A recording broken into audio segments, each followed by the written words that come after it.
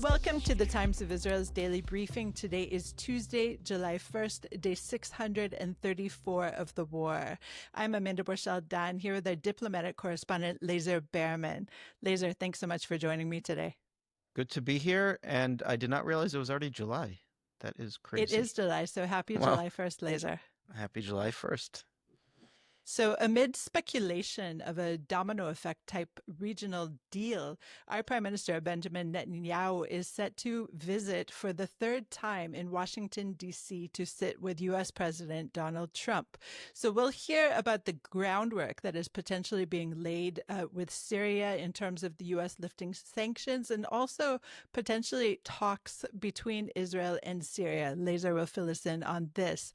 We'll also speak about the war in Gaza and also Lazar's recent conversation with the head of the Gaza Humanitarian Foundation, Reverend Johnny Moore. So all of this and more when we're back.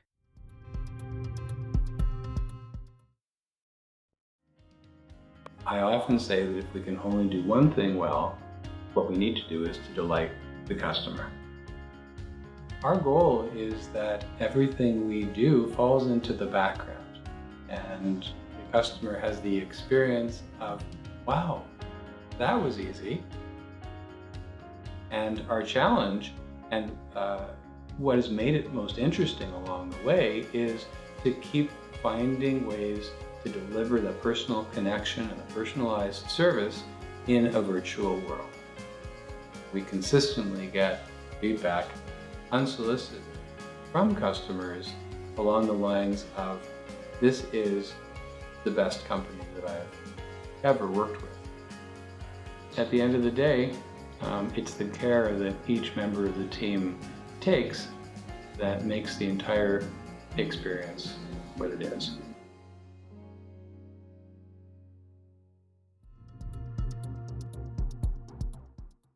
And we're back. I'm Amanda Borschel-Dan here with our diplomatic correspondent, Lazar Berman. So it was announced late last night that Prime Minister Benjamin Netanyahu will embark on his third trip to Washington, D.C. early next week to meet with U.S. President Donald Trump, who is increasingly ramping up the pressure to end the Gaza war. And first of all, Lazar, I just want to start with, there's so much to talk about today, but I want to start with the idea that Israel is right now negotiating with our neighbors in the north, both Lebanon and Syria, and the type of preconditions and what we're hearing so far about any kind of outlines of a deal, especially with Syria. So let's start with Syria. Sure. So first of all, that trip to Washington, it seems like it will indeed happen next week. Not finalized. There's been no official announcement. It's just been, anonymous sources speaking. But what it seems like, it'll be a Saturday night flight. Land in D.C. on Sunday, Monday meeting, and as Netanyahu does, he'll spend a few days outside of Israel in his 5-star hotel doing what he does. So that's where I will hopefully be next week if anyone is curious. But let's talk about some of the content of what they want to discuss. So obviously there is a need to discuss what happened in Iran and what comes next in Iran, and that I'm sure will be a central piece of it. There is a discussion about the future of the war in Gaza, and we can discuss that as well. But there is this exciting new possibility.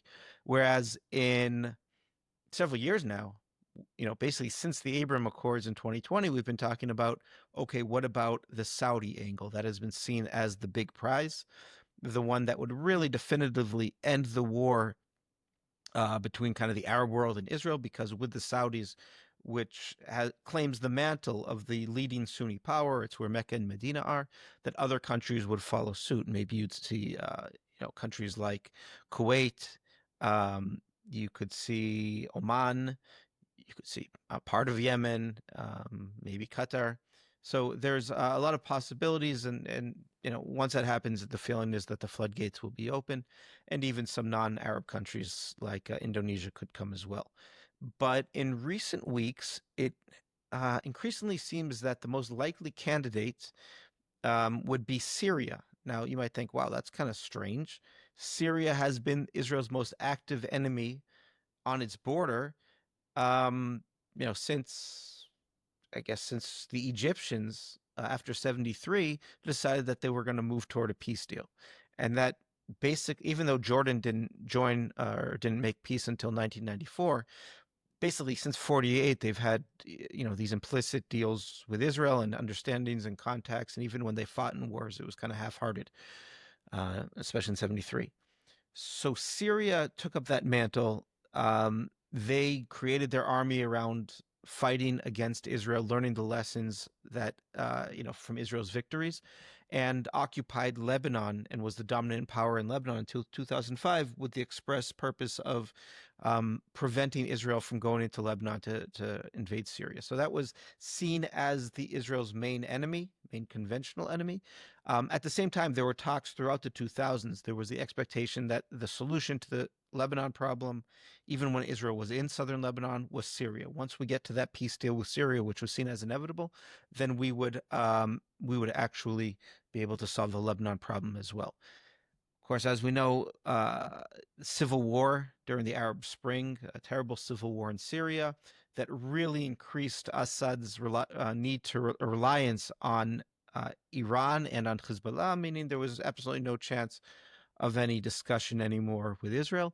But now, in the wake of Israel's very successful, very effective campaign from September 2024 to November 2024 against Hezbollah, and then days later, you saw the rebels pour out of the northwest and move right into Damascus and force Bashar al-Assad to flee. This new government under Ahmed al-Shara has been trying to show to the West that it is not this, kind of jihadist state that put on a suit. These leaders put on suits and they're just trying to fool everybody. They are very, very focused on trying to maintain order and security within the country, to build legitimacy within the country, to end international sanctions, especially U.S. sanctions on the country, which Donald Trump officially mostly ended yesterday. And then there's the question of Israel. Israel has been very aggressive toward this new regime, has been striking from day one, basically striking old Syrian munitions depots, has been striking some forces of the regimes, has taken upon itself the mantle of the defender of the Kurds and especially the Druze, and has actually carried out operations to do so, and has told, somewhat paradoxically, the new Syrian government that it can't move its forces south of Damascus, but that any fire on Israel south of Damascus is going to hold the regime responsible. The Trump administration wants to see something else happen. It sees this as a potential deal that it can broker, and there is some moderate pressure on Israel to change its stance, and it seems like Israel is doing so. Now, I spoke to some officials yesterday, and they said, we're very cautious, we're very careful. First of all, our security needs come into play, but if we can come to some security arrangement with the Syrians, we'll do that. Maybe down the line, of course, we're happy to have them join.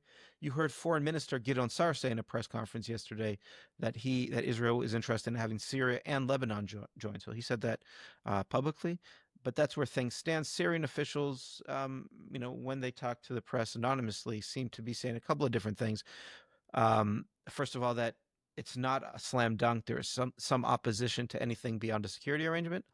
But no matter what happens, the question of Golan Heights is going to be critical. Gideon Sa'ar said no matter what happens, the Golan Heights is going to remain Israeli.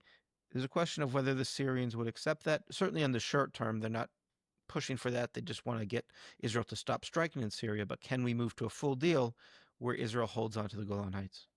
I just want to remind our listeners that during the previous Trump administration, the United States recognized the Golan Heights as part of Israel. So perhaps that's one point in Israel's favor in terms of this negotiation. But the other sticking point, it appears to me, Lazar, is the Hermon, meaning until this recent operation and the fall of the Assad regime, Israel had the Golan Heights, of course, but now Israel has taken also the other side of the Hermon, if I'm not mistaken. And this appears to me to be a strategic location that Israel would be very foolish to abandon. What is the talk about this particular situation, the buffer zone? Yeah, so there was a Lebanese report yesterday that what Syrian officials really want is that what the positions Israel has taken after December 8th, after the fall of the Assad regime. So the main thing there is a lot of territory in that buffer zone and beyond. And that, I think, is, I'm sure Israel is willing to do that if it feels comfortable with the security arrangements. That's a big one. They also, of course, took, as you said, the peak of the Hermon mountain, which allows them to see and place radars, well to the east, and really see much more of the Middle East in direct sight.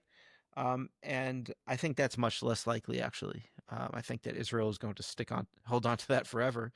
That's somewhat easier because no one lives up there. The buffer zones, there's Syrians that live there and live right next to there, so that I think is inevitable that Israel leaves. The Golan Heights itself, the Israeli side of the Golan Heights, no one there wants to be Syrian. Historically, the Druze there in the northern part have identified as Syrian, but that is the generation that grew up under Syria. If you're talking about their grandkids, because we're going back to 67, who have grown up, most of them are not Israeli citizens, but they work and study in Israel. They don't want to go back to the Syria with all of its violence, and it's very much a failed state, and also violence against Druze. So obviously the Jews on the Golan Heights don't want to be in Syria, and they don't want to leave. So if you have an entire population that doesn't want to be under Syria, I think we should take as granted that Israel's not going to give up the Golan Heights. And as you mentioned, yesterday, Trump officially lifted the rest of the sanctions against Syria.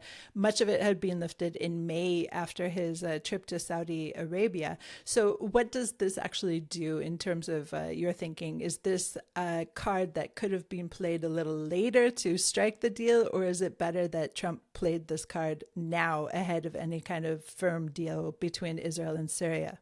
I don't think it matters that much because I think Syria understands that it needs American backing. America could turn on Syria very quickly if it attacks Israel for some reason or shows that it is, really a jihadist organization is going to attack Christians and also and Alawites. So it understands it needs the U.S. backing. That's the most important card it can play right now.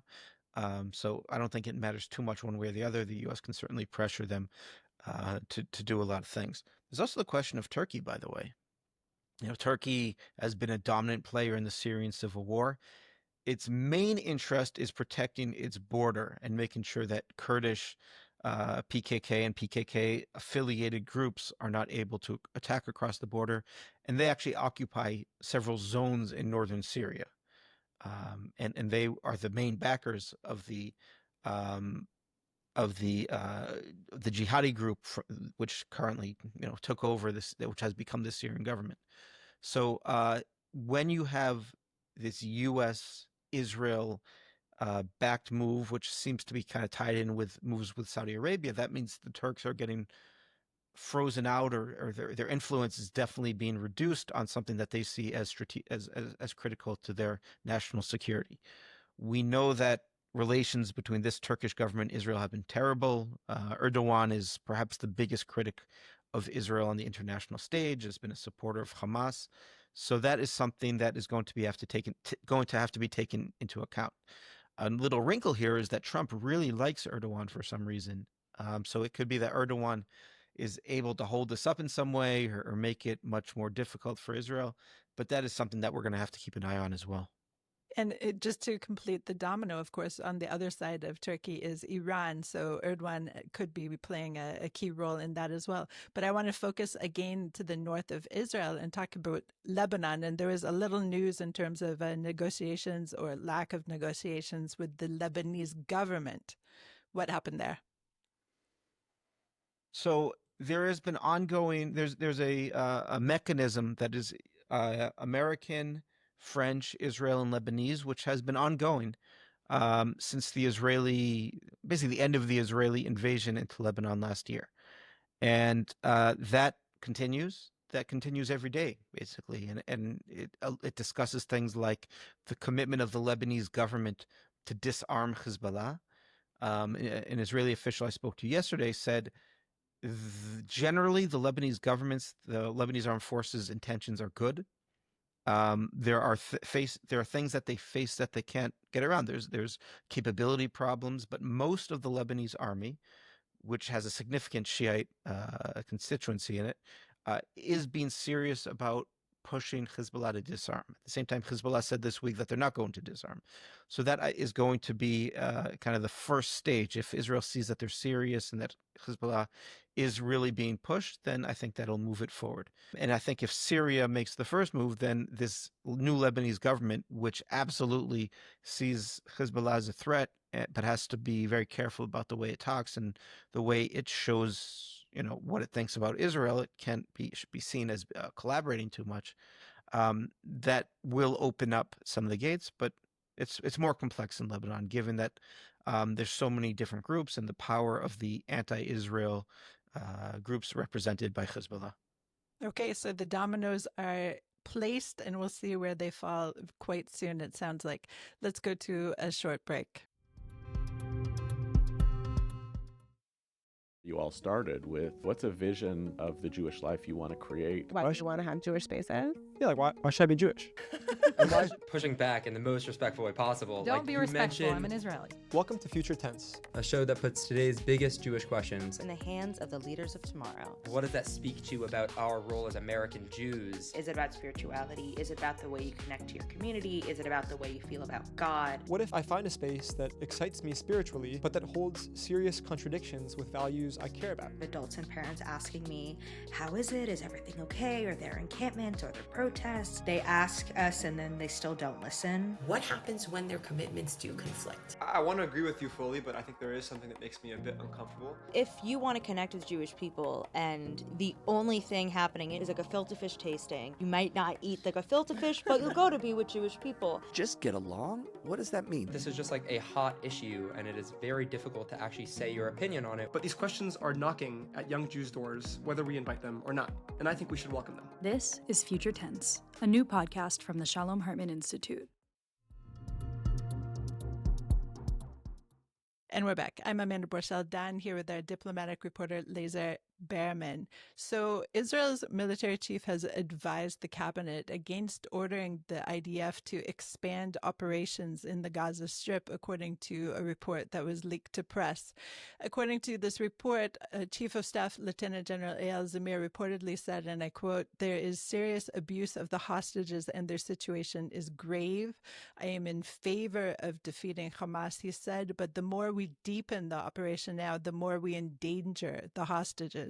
That, I believe, has been true for most of the war, and that has been the thinking as far as I understand it. So, Lazar, what is the change right now? Is it this holistic 360 pressure to end the war from international pressure, from, of course, U.S. President Donald Trump, from the people of Israel, and now it is Zamir himself who is also saying that it sounds like it's time to end the war? Well, I think the main thing is that this highly touted Gideon's Chariots operation so far has been a failure, right? Remember, it was promised to us that it was going to be more aggressive. We finally have a different defense minister in place. We finally have Eyal Zamir, a more aggressive, ostensibly chief of staff in place. And this is going to be the big thing. Let's bring all the active duty infantry brigades. Let's bring all the active duty armored engineers, and let's operate aggressively. And if Hamas doesn't agree to Israel's terms, then it's going to be destroyed. That has not been the case, right? But Lazar, wasn't actually one of the goals to take 75% of the Gaza Strip, and it sounds like Zamir is saying that the army is poised to do that. So in terms of the stated goals, it seems like it wasn't entirely a failure. Point of grabbing the land is not because, it's wonderful land and we want to set up farms or something. The point of taking the land is that it was presented as one of the things that will pressure Hamas to either give up and accept a hostage deal on our terms. It has not done that, meaning the operation itself, we can take 100% of Gaza tomorrow if we want. There's nowhere we can't go. There's nothing that Hamas can do to stop us. But the logic of the operation was not conceived properly because we were given certain promises or guarantees, and they have not come to pass. Now, we were told again and again that if Hamas does not accept our terms for a hostage deal, then we're just going to move to defeating them, which means finishing this operation, taking over the rest of the Gaza Strip, and doing what we need to do. But once again, it's basically stuck in place. There's some tactical fights, okay, but we've seen that we are not able to pressure Hamas to make that final move and give up hostages without ending the war on its terms.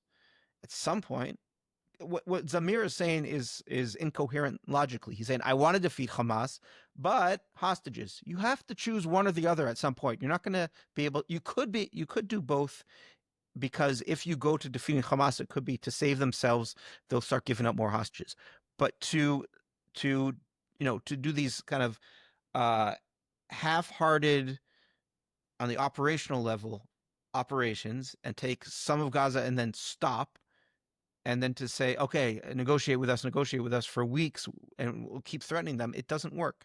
At some point, these people that really wanted to be in these positions to make difficult decisions are going to have to decide, we're going to either save 20 hostages, right, for the lives of 20 people, we are going to have Hamas claim a victory and they're going to continue to exist, or we're going to say we're going to risk losing 20 more people in a war that's lost, how many soldiers have we lost? I don't even know, but hundreds. And we are going to defeat Hamas and remove this threat. But that's what they don't want. That's what Zamir doesn't want to do. So he's saying things that don't have any coherent logic within them, and that's why it looks like the operation looks like it does. We're stuck. Once we're kind of sitting there, then Hamas knows where they can attack, and that's why you're seeing an uptick in deaths of IDF soldiers recently. Either we're going to do this or we're going to not do this. If we're not going to do it, meaning we're not going to defeat Hamas, then sure, take a deal, get all the hostages out, get the living and the dead, and then we'll accept that we didn't have what it takes to defeat Hamas, and we're going to have to fight them again. But this moving a lot of troops in, touting this operation, and then stopping and wondering why our pressure doesn't force Hamas to do what we want. We have to stop doing this, because we're doing this again and again and again. Of course, the army only does what the political echelons tells it to do. The army fulfills directions from the politicians, but I'm sure that Zamir's recommendations carry a lot of weight. But eventually the buck stops with the politicians, and we heard from the cabinet meeting, I think it was Sunday night, if not last night, can't remember, that there were voices stating exactly what you're saying, and that is, of course, at least Finance Minister Bezalel Smotrich. But at this point, in terms of the popular opinion of the country, it appears through polling that most of the country is willing to give up on a win in order to take the hostages out, hopefully alive.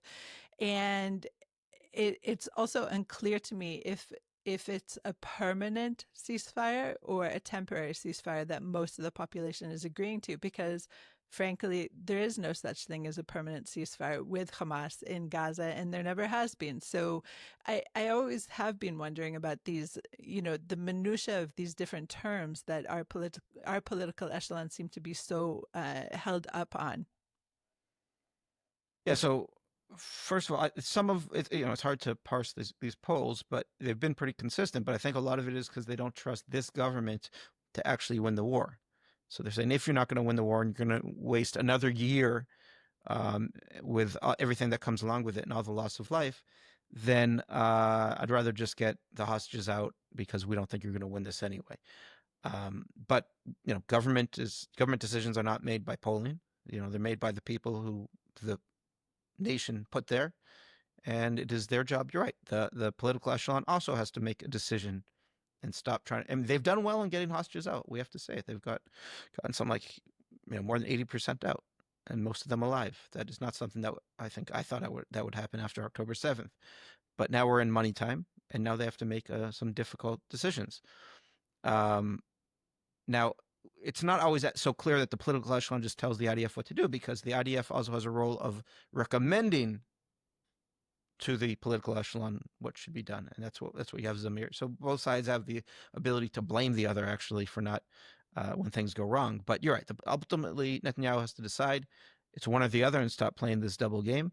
Again, if he goes for a full operation against Hamas, and Hamas really feels like their survival is finally at stake, then I think that could actually be what gets them to want to, cry uncle and to give up more hostages. But what we've been doing since Trump came back, since we had that initial deal, right, and then that ended. But since then, we've been saying, now the pressure is coming. Now we're going to open up the gates of hell, et cetera, et cetera. Doesn't seem to be moving Hamas. They know they're fighting for their lives, and they seem to identify limits on what Israel is going to do. And that's why we're stuck where we are today. Okay, we've gone on a bit long, but I do want to close with a conversation that you recently had with the head of the Gaza Humanitarian Foundation, Reverend Johnny Moore Jr.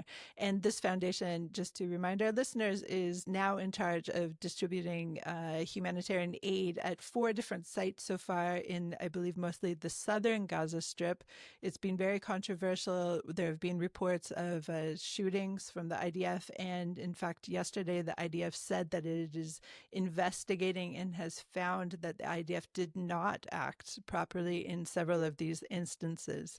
So what did Moore say to you? Give us some highlights of this conversation that you recently held with him. Sure. So he's an interesting fellow. He's an evangelical leader. He comes from that world, Liberty University. He's close to President Trump. He knows Netanyahu well, too. One of his focuses has been on traveling the Middle East, pushing, interfaith reconciliation. He knows the Saudis well. He's been to Syria recently.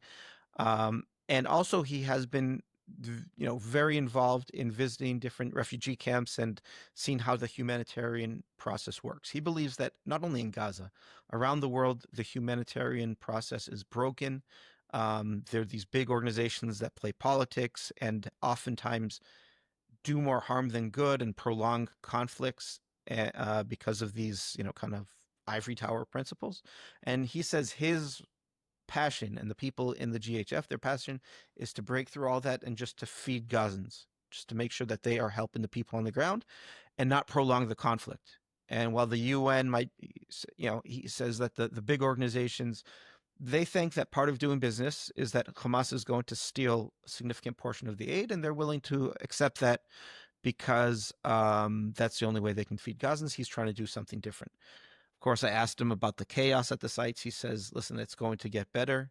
More food needs to go into Gaza. Once people know that we're there to stay and that it's easier to get food, there'll be less pushing and people won't send like their strongest family member to get there first and to fight with other people. In terms of the violence that you're referring to, he says, there's been some. It's hard for them to understand what's happening because it doesn't happen at their sites. It's the IDF we'd have to go to. But he says, the IDF you can talk to and they'll give honest answers, whereas Hamas, is involved in an information fight and will lie. That's his stance. Obviously, the GHF has fed a lot of people, but there's much that needs to be solved.